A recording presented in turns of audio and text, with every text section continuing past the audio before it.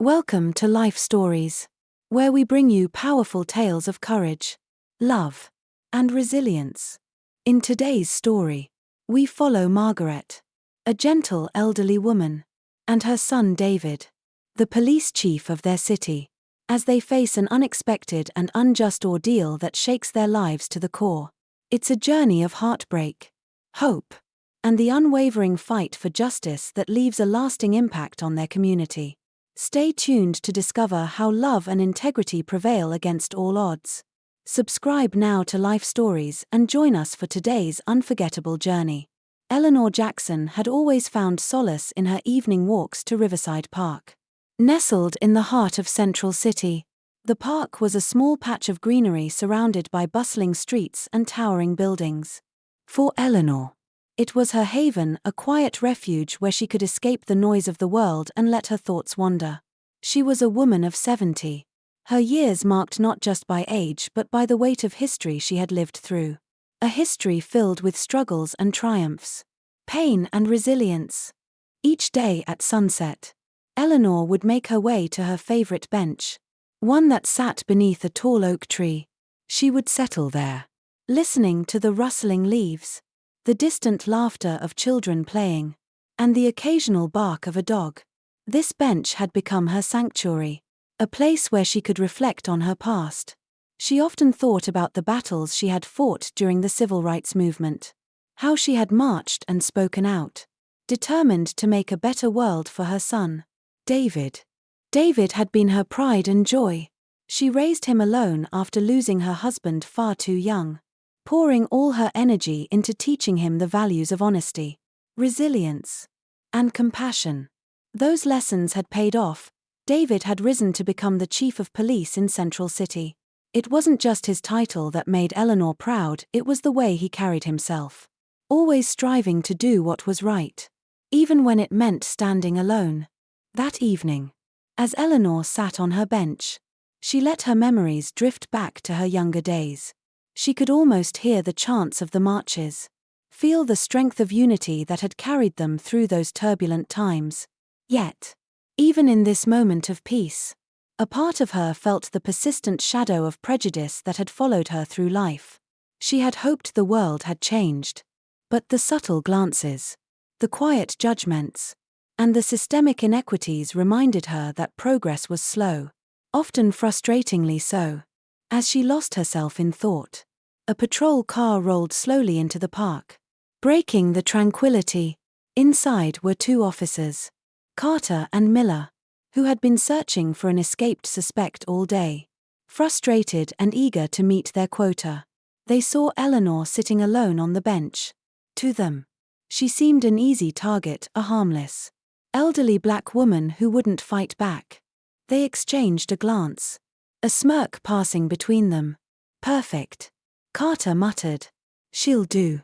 Eleanor was unaware of the car's presence at first, her thoughts still immersed in the past. It wasn't until the officers approached that she looked up, startled by their looming figures. The expressions on their faces immediately set her on edge. Cold, calculating, devoid of kindness, these were not officers coming to help or protect. Something about their demeanor reminded her of encounters she had hoped to never relive. "Get up," Carter barked, his tone harsh and unyielding. Eleanor blinked, confused. "Excuse me, what's going on?" she asked, her voice calm but tinged with unease. Miller sneered. "Don't play dumb, lady. You know what you've done." The accusation hung in the air, baseless and absurd. Eleanor stood her ground, her voice steady. "I'm just sitting here. I don't know what you're talking about." Her calmness seemed to provoke them further. Without warning, Carter grabbed her arm, yanking her to her feet with such force that she stumbled. The sudden movement sent a jolt of pain through her aging body. But Eleanor didn't cry out. Instead, she looked him in the eye, her gaze steady and filled with defiance. "You have the wrong person," she said firmly. "I've done nothing wrong." Her words fell on deaf ears. Miller slapped handcuffs onto her wrists with a force that made her wince. The cold metal bit into her skin, a stark reminder of the injustice unfolding. They pushed her down onto the ground, her knees hitting the earth hard. Pain shot through her joints. But what hurt more was the humiliation, the indignity of being treated like a criminal without cause. A small crowd began to gather. Drawn by the commotion, some people started recording on their phones, their faces reflecting a mix of shock and anger. Whispers spread through the onlookers, questioning why an elderly woman was being treated so harshly. Despite the murmurs of discontent, no one stepped forward, fear holding them back. Eleanor's mind raced as she sat there on the ground, her wrists bound, her body aching. She thought of David, of how he had dedicated his life to justice, believing he could change the system from within. He had always told her that the badge was a symbol of protection and fairness. Yet here she was, subjected to the very abuse he had worked so hard to prevent. As Carter and Miller continued their rough handling, Eleanor's resolve hardened. She wouldn't let this break her spirit. Looking up at the crowd, she saw something that gave her a glimmer of hope. People were watching, recording, bearing witness. Perhaps, she thought, this moment would not be in vain. Eleanor remained on the ground, her body aching but her spirit unbroken. Around her, the murmurs of the crowd grew louder, voices tinged with outrage. A young woman in a denim jacket stepped closer, her phone held steady as she filmed the scene. "This isn't right," she said, her voice trembling with emotion. Others nodded, their faces reflecting a mixture of anger and helplessness. Yet, despite the growing indignation, no one dared to intervene. Carter and Miller, unfazed by the crowd's discontent, continued their cruel treatment. Miller tightened the cuffs on Eleanor's wrists, his actions deliberate and harsh. She winced but didn't cry out. "Cooperate, lady," Carter sneered, "or this'll get worse for you." Eleanor lifted her chin, her gaze unwavering. "I've done nothing wrong," she said, her voice steady despite the pain. "You'll regret this." Her words, calm and resolute, momentarily silenced the two officers. They exchanged a glance, their smugness faltering. But Carter quickly recovered, his expression hardening. "Keep quiet," he snapped, yanking Eleanor to her feet. The crowd's murmurs turned into scattered shouts. "What are you doing?" someone called out. "She's an old woman. Leave her alone," another voice added. "You're abusing your power. This isn't justice." Despite the mounting protest, the officers pressed on. They began dragging Eleanor toward the patrol car, their grip firm and unrelenting. The crowd followed, their anger growing with every step. A man in his 20s, wearing a hoodie and clutching his own phone, stepped forward. "You think you can get away with this?" he shouted. "We're recording everything." Eleanor, though in pain, felt a flicker of hope. The people around her were no longer silent. Their voices, once whispers, were now a chorus of resistance. For the first time since the ordeal began, she felt a sense of solidarity, a reminder that she wasn't entirely alone. Just as the officers reached the patrol car, a commanding voice cut through the chaos. "Stop right there." The tone was sharp, authoritative, and unmistakable. The crowd turned, parting to reveal a tall, composed figure striding toward the scene. It was David, Eleanor's son and the chief of police.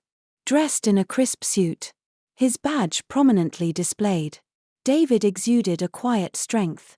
But beneath his composed exterior, his fury was palpable. He had been walking near the park after a long day at work, seeking a moment of peace, when he noticed the commotion. At first, he thought it was just another routine disturbance. Then he saw her, his mother, handcuffed and being mistreated. "Unhand her immediately," David demanded, his voice cutting through the noise. Carter and Miller froze, their smug expressions replaced by confusion. "Who the hell are you to give orders?" Carter asked, his tone dismissive. David stepped closer, his gaze locked on the two officers. He pulled out his badge, holding it up for all to see. I'm David Jackson, Chief of Police. And the woman you're manhandling is my mother. The air around the park grew still, the tension palpable. The crowd's murmurs ceased, replaced by a stunned silence as David Jackson's declaration reverberated through the space. Carter and Miller stood frozen, their faces betraying a mix of disbelief and defiance. The young officer, Miller, glanced at his partner, his uncertainty evident. Carter, however, quickly masked his unease with arrogance. Well, Carter sneered, stepping forward. You could have just said so earlier, Chief Jackson, if that's who you are. But you didn't look the part. Now, step aside and let us do our job. David's eyes narrowed, his composure unshaken. Your job, he repeated, his voice calm but laced with steel. Your job is to serve and protect, not to brutalize innocent civilians, especially an elderly woman sitting peacefully in a park. Eleanor, still in cuffs and standing between the officers, met her son's gaze. Her lips trembled slightly, not from fear but from a mixture of pride and relief. David, she began softly, but he raised a hand, signaling her to wait. His focus remained on the officers before him. You have no idea who you're talking to, Carter retorted, his bravado faltering under David's piercing glare. You can't just waltz in here, flash a badge, and expect us to. I expect you to respect your oath. David interrupted, his voice rising just enough to command attention. Uncuff her. Now. Miller hesitated, glancing at Carter for guidance. The older officer shook his head. Don't fall for it. Carter muttered. This guy's bluffing. David stepped closer, the crowd parting instinctively to make way. The quiet determination in his stride spoke volumes. Bluffing, he said, stopping mere inches from Carter. You think I need to bluff? Check your radios. Call the station. Verify who I am. But mark my words, if you don't release her this instant, you'll regret it. Carter and Miller exchanged uneasy glances. The murmurs in the crowd began again, louder this time, emboldened by David's presence. Do it, someone shouted. Listen to him. Miller, visibly shaken, finally reached for the keys on his belt. Maybe we should. Don't. Carter snapped, his voice low and dangerous. You'll make us look weak. No, David said firmly, stepping even closer. What makes you look weak is abusing power against the vulnerable. What makes you weak is thinking you can get away with it. Release her. That's an order. Miller's hand trembled as he unlocked Eleanor's cuffs. The crowd erupted in cheers, their relief and triumph tangible. Eleanor rubbed her wrists, her gaze unwavering as she looked at her son. David turned back to Carter. You've made a grave mistake today, he said, his voice cold. And you'll answer for it. The younger officer, Miller, looked down, ashamed, while Carter's defiance waned under the weight of the growing crowd's condemnation. David stepped to his mother's side, placing a protective hand on her shoulder. This isn't over, he said, his tone resolute. As they began to walk away, the crowd followed, their solidarity a testament to the power of standing against injustice. As David and Eleanor moved through the throng of supporters, the weight of the moment bore down on them. Eleanor, though free, still bore the marks of her ordeal, both physical and emotional. Her hands trembled slightly as she clasped her son's arm for support, her steps deliberate but heavy. David, she whispered, her voice soft but steady. You didn't have to do that. I didn't want you to be dragged into this. David stopped and turned to face her, his eyes filled with a mixture of determination and sadness. I couldn't stand by, Mom, he said, his voice firm. Not when I saw what they were doing to you. You've endured enough in your life. You deserve dignity. Respect, not this. Eleanor's eyes glistened with unshed tears as she nodded. You've always stood up for what's right, she said, her voice breaking slightly. Just like your father. I'm proud of you, David. The crowd around them hushed as they overheard the intimate exchange, their admiration for the mother and son growing. David turned to address the onlookers, his voice carrying over the stillness. "I appreciate your support," he began, his tone steady but impassioned. "What you witnessed here today is more than a single incident of injustice. It's a reflection of a broken system, one that allows those sworn to protect us to misuse their power. That has to change." A murmur of agreement rippled through the crowd, their faces a mix of anger and hope. A young man in a hoodie stepped forward, holding up his phone. "I've got everything on video," he said, his voice resolute. "We're not letting this get swept under the rug." David nodded at him, gratitude flickering across his face. "Thank you," he said. "Your voices, your actions, they matter. Together, we can demand accountability." Eleanor placed a hand on her son's arm, drawing his attention back to her. "David," she said quietly, "what happens now? Will they face consequences?" "They will," David replied firmly. "I'll make sure of it. But first, I need to take you home. You've been through enough for one day." As they began to walk toward the edge of the park, the crowd parted to let them through, offering words of encouragement and solidarity. Some clapped, others reached out to shake David's hand or offer Eleanor words of comfort. The sense of unity was palpable, a community standing together against wrongdoing. Just as they reached the park's exit, the screech of tires drew their attention. A squad car pulled up, and two senior officers stepped out, their expressions grave. David recognized them immediately, Captain Harrington and Lieutenant Reyes, both high-ranking members of his precinct. "Chief Jackson," Harrington called, his tone laced with urgency. "We need to talk." David squared his shoulders, his protective arm tightening around Eleanor. "Not here," he said firmly. "I'm taking my mother home first. Then we'll deal with this." Harrington exchanged a glance with Reyes before nodding. "Understood," he said. "But this won't wait long." David turned back to the crowd, his resolve unshaken. "This is just the beginning," he said, his voice steady. "We won't stop until justice is served."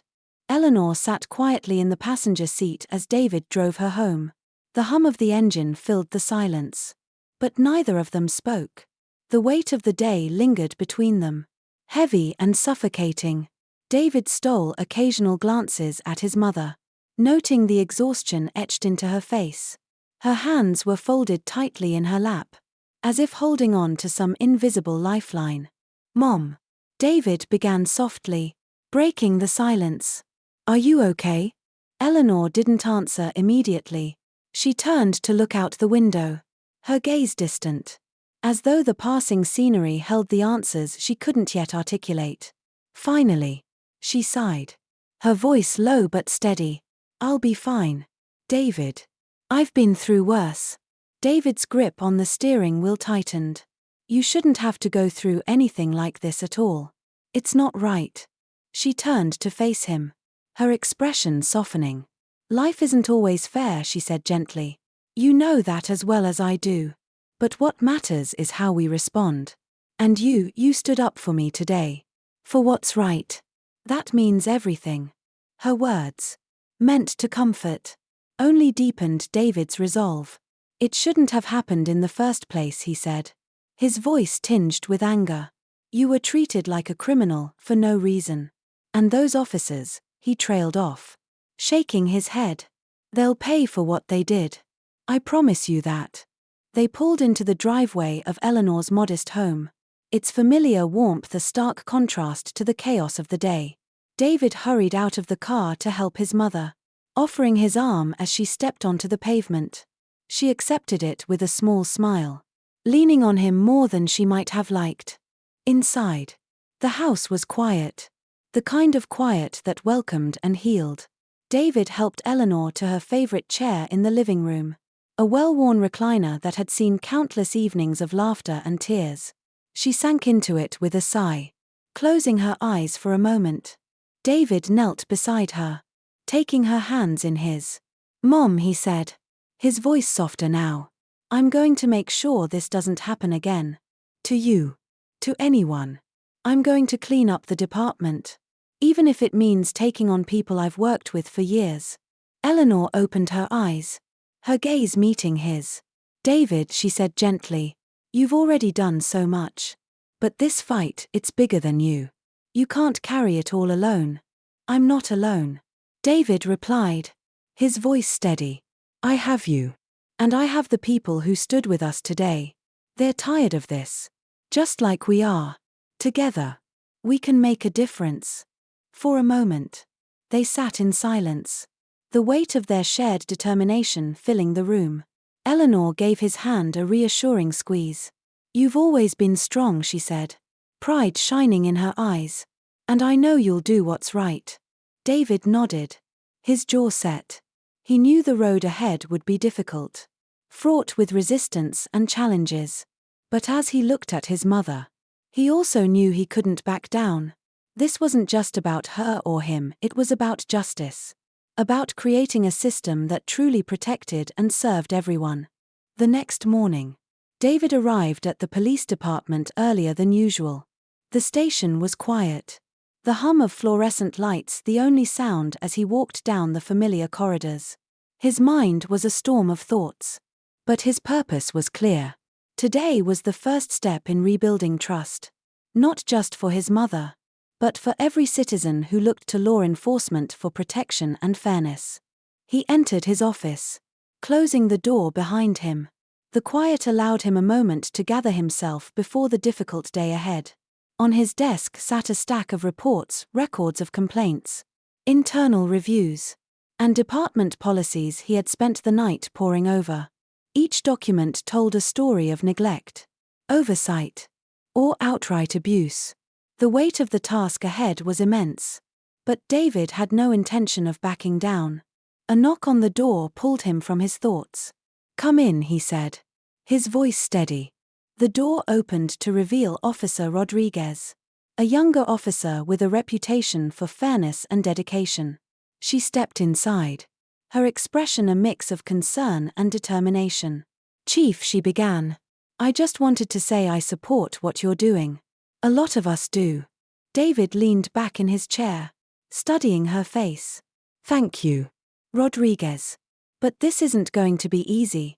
There are people in this department who won't take kindly to what's coming. She nodded. I know. But after what happened yesterday, I think a lot of us realized we can't stay silent anymore.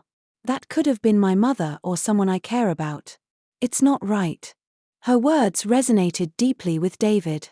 That's exactly why we need to change, he said. This department is supposed to stand for justice, not be a source of fear. And it starts here. With us. Rodriguez hesitated for a moment before speaking again. Chief, if you don't mind me asking, what's the first step? David sighed, running a hand through his hair. Accountability. Johnson and Smith will face a thorough investigation.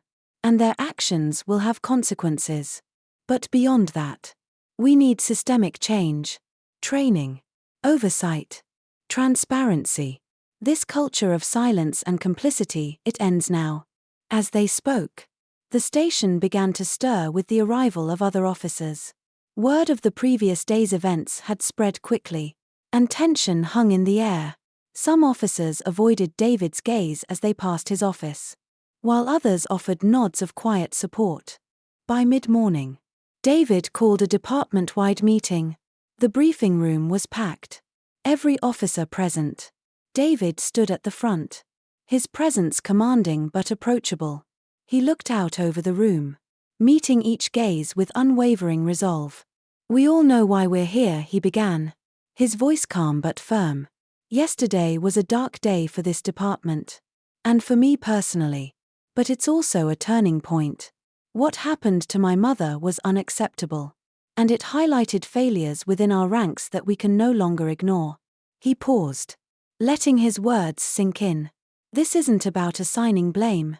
It's about fixing what's broken. Together. The room was silent as David continued, his voice unwavering despite the enormity of the task he was outlining. Accountability isn't just a word. It's a responsibility we all bear, not just to ourselves, but to the people we serve. Yesterday was a stark reminder of how quickly trust can be shattered when we lose sight of that responsibility. A few officers shifted in their seats, their expressions tense. David could sense the unease in the room, but he pushed forward. I know some of you might feel targeted or defensive. This isn't about targeting individuals, it's about fixing a system that allows misconduct to thrive unchecked. If we truly want to restore trust in this badge, we have to start by holding ourselves to the highest standard. He turned to the whiteboard behind him, where he had outlined a series of immediate reforms. Effective immediately. We're implementing mandatory ethics and sensitivity training for all officers. This isn't optional. It's essential. We'll also be establishing a transparent complaint system with an independent review board to ensure fairness and accountability. A murmur rippled through the room. Some officers nodded in agreement, while others crossed their arms, their skepticism clear. David anticipated resistance, but he also knew that change required perseverance. Furthermore, he continued, any allegations of misconduct will be thoroughly investigated, and there will be no tolerance for abuse of power. The days of turning a blind eye are over. This department will not be a safe haven for discrimination or corruption. Rodriguez, seated near the front, raised her hand. Chief, what about officers who are afraid to speak out? There's a lot of pressure to stay silent, especially for the newer recruits. David appreciated her candor. Good question, Rodriguez. That's why we're also introducing an anonymous reporting system. No one should fear retaliation for doing the right thing. And I want to make it clear, anyone found intimidating or retaliating against a colleague will face immediate disciplinary action. The tension in the room grew heavier. David took a deep breath, his gaze sweeping across the assembled officers. I know this isn't easy. Change never is. But ask yourselves, why did you put on this badge in the first place? Was it to protect and serve? Or to abuse the authority that comes with it? He paused, letting the question linger. If it's the latter, this isn't the place for you. But if it's the former, then I need you to stand with me. This is our chance to rebuild something better. Something we can all be proud of. The room remained silent for a moment. Then a smattering of applause broke out. It started with Rodriguez and a few others. But soon it spread. While not everyone joined in, it was clear that a significant number of officers were ready to support David's vision. As the meeting concluded, David felt a flicker of hope. The road ahead would be long and fraught with challenges. But for the first time in a while, he believed that real change was possible. The meeting had ended, but the weight of its implications lingered heavily in David's mind. He stood by the window in his office, gazing out at the bustling streets below. The city was alive with its usual rhythm. But for David, every sound seemed to echo the question, would his department truly change? As he contemplated, a knock on the door brought him back to the present. It was Rodriguez. Chief, do you have a moment? She asked, her voice hesitant but steady. David gestured for her to come in. Of course. Rodriguez. What's on your mind? She stepped inside and closed the door behind her. I just wanted to say, what you said in there, it meant a lot. I've been with this department for 3 years now, and there were times I wondered if I made the right choice. Seeing things swept under the rug. Watching good officers leave because they couldn't stomach the culture, it's been tough. David nodded, understanding the sentiment all too well. I get it. And I won't pretend it's going to change overnight. But I promise you, I'm here to make it better. Rodriguez smiled faintly. I believe you, Chief. And I want to help. Whatever you need, training, outreach, even talking to the younger recruits, I'm in. Her words sparked a sense of renewed determination in David. Thank you, Rodriguez. Officers like you are exactly what we need to lead this change. Let's work together to create a department we can all be proud of. As Rodriguez left, David felt a flicker of hope. He knew there were others like her, officers who genuinely wanted to do the right thing but had been stifled by a system resistant to accountability. He would need their support to push through the resistance he anticipated. The next few weeks were grueling. The new policies and training sessions were met with mixed reactions. Some officers embraced the changes, eager to align their work with the principles of justice and fairness. Others, however, grumbled about unnecessary reforms and political correctness, their resentment simmering just below the surface. David faced it all head-on. He personally attended the first few training sessions, leading discussions and addressing concerns. He worked closely with community leaders to rebuild trust, listening to their grievances and incorporating their suggestions into the department's reform plans. One of the most challenging moments came when he received an anonymous tip about an officer resisting the changes. The officer, a senior member of the force, had been undermining the new policies and spreading dissent among the ranks. Confronting him wasn't easy, but David knew he couldn't let such behavior fester. The confrontation was tense, with the officer accusing David of betraying the department's traditions. But David stood firm. "This isn't about betraying tradition," he said, his voice resolute. "It's about ensuring that our traditions reflect the values we claim to uphold. If you can't support that, then you don't belong here." Word of the encounter spread quickly, sending a clear message: the era of tolerance for misconduct was over. Through it all, Margaret remained a steadfast source of support for David. She often reminded him of the values she had instilled in him and encouraged him to stay the course, even when the challenges seemed insurmountable. Late one evening, as David sat in his office reviewing reports, his phone buzzed with a message from his mother: "Proud of you, son. Keep going. Change is never easy, but it's always worth it." Her words brought a small smile to his face. He placed the phone down, took a deep breath, and returned to his work.